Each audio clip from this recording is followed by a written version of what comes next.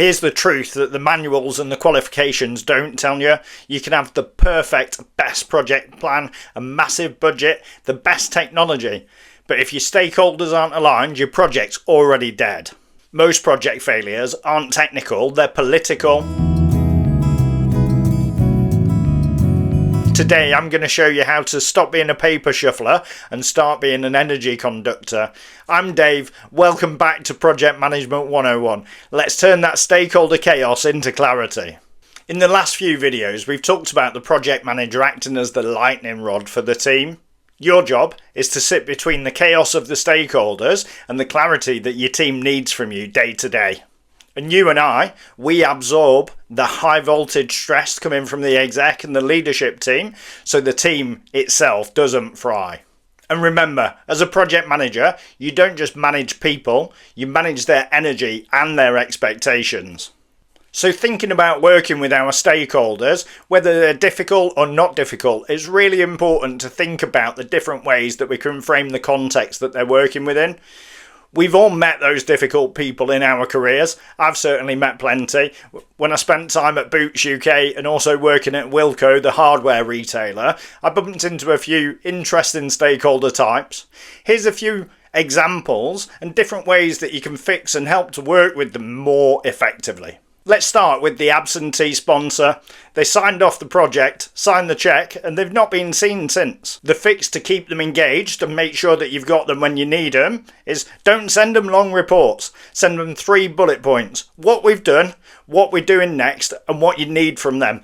Be super clear, be really tangible about it. Keep it high level and high impact. How about the micromanager? They want to know the font sizes in the slide deck for the executive board review and what's on every single line in the budget. This is an interesting character type where you should be ahead of the game with the data. Get the data out up front, get it out early. Don't overwhelm them with data, but answer the questions before they get asked. Once you build that trust and demonstrate your aura of, I'm managing this, they'll back off and start to leave you alone and know that you got this. How about the stakeholder that likes to throw the grenade at 4:30 on a Friday afternoon and blow up the project ready for the weekend? Or just before you go into a project board? I've met a number of people like that over the years.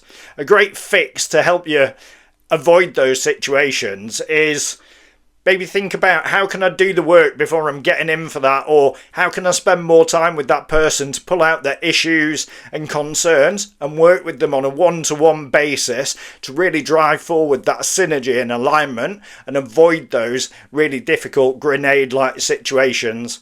At Boots, we used to call this doing the work outside of the room, spending the time with the stakeholders, with the executive team to make sure when you walked into those more formal boards, you were aligned, everybody was ready, you could just walk in, have the conversation, everybody was happy and you were out approved. So with those 3 hacks, let's start to think about the wider stakeholder context. Every stakeholder I've worked with has always been tuned into the same radio station. There must be a manual that comes when you're a stakeholder that tells you to tune into this station. It's called What's in It for Me. As you move into project leadership, you need to start thinking about your project more as what it enables, what are the outcomes. Stop talking about what your project does, start talking about how it helps them solve a problem, solve a challenge, what your project is going to move forward for them, what will it move the needle on. Maybe things like how their budget will stretch further or how it will make their department look great. Stakeholders love to hear what's in it for them. So don't forget it.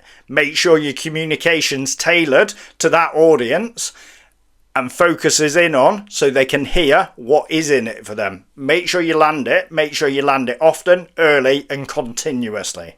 Think of it like this. If you frame it as a win for them, they'll stop being a hurdle and start being a champion for your project moving forward. There's another side to working with stakeholders. As a project manager, it can be really difficult when you're bombarded with can you just make this change? Can the project just do this? because they've committed funding, they know there's capacity and team members available. Wouldn't it be great if we could just make this change to this piece of software or whatever it is?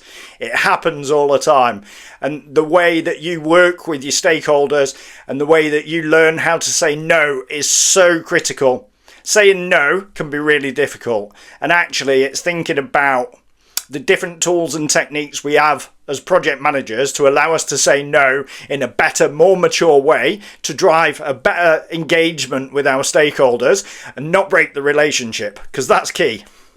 If you're working in a waterfall environment and even an agile environment, sometimes using the trade-off idea is really great. In Prince 2, we talked about the 6 variables that we manage: scope, cost, time, quality, benefits and risk. When you come to manage a conversation, you can use all of those variables to say which one of these are we able to move to accommodate this. So it gives you a bit of a bargaining chip. We can't have everything all the time, but making trade-offs mean if that's important to the stakeholder, we can make a compromise, but we trade off at an appropriate level so we reduce something else. And that's a great tool. So you're not just saying no, we're talking about how. Yes, how do we move forward? How about just not now? That's a great idea for phase 2. I love hearing about that. Can we pop it on the backlog? This is the backlog effect, and it's a great way of working with our stakeholders. We can't do everything today, and it probably wasn't launch scope, and it might not be the most important thing, but we should hear it. And popping it on the backlog means we can revisit it. If it's still important, then we prioritise it as we move into phase 2 or the next iteration, and. How about the guardrail? When I think back to the Prince 2 video that we dropped last week, what about the continued business justification? I'm sorry, stakeholder, I'm really worried that this breaks the business justification that we'd agreed to. Are we happy it still meets or enhances the business case, and therefore we should treat it as a change and bring it in scope?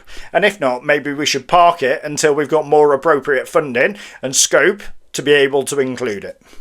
So it's a great way of using those 3 different techniques as a tool to not necessarily say no, but let's move it forward, let's think about it, let's always do it. I think finally, when it comes to stakeholders, you have to think about how you manage yourself. If you walk into a room smelling of panic, everybody else is going to feel it and panic. Your aura must remain steady. This isn't about lying, it's about leading, and leading the senior level people through the updates, the narrative, and the things that you're going to do to move forward, even if there is an issue. And even when your project's hitting a storm, you need to stay calm. You need to be that energy conductor. And using data helps remove emotions from situations. So when you're working with stakeholders, give them appropriate data that backs up not only any issue that you run into, but the recommendations and solutions that you're putting forward. Make sure there's data that backs it up, that gives you the credibility that you deserve because you're doing the work. Spend that time to do that. And like I say, using the data helps to remove the emotion from the situation, but staying calm is crucial. Stakeholder management is human management. Be the conductor, not the victim of the noise. We've all had that one really difficult stakeholder. I can think of a few.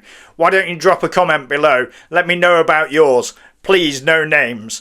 Let's talk about it, and let's see if we can find a strategy to win them over together. Make sure you smash that like button so I know that you love the video if you got some value out of it.